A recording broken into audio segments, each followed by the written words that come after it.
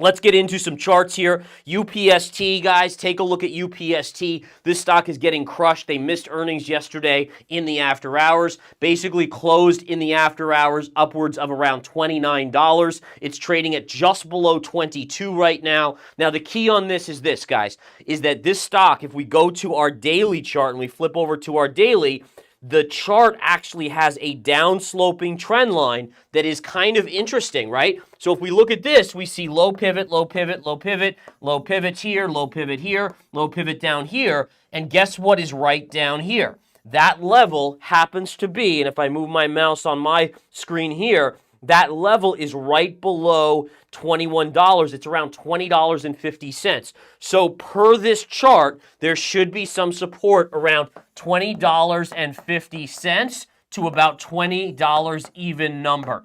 All right, so somewhere in that vicinity, there's going to be some technical support.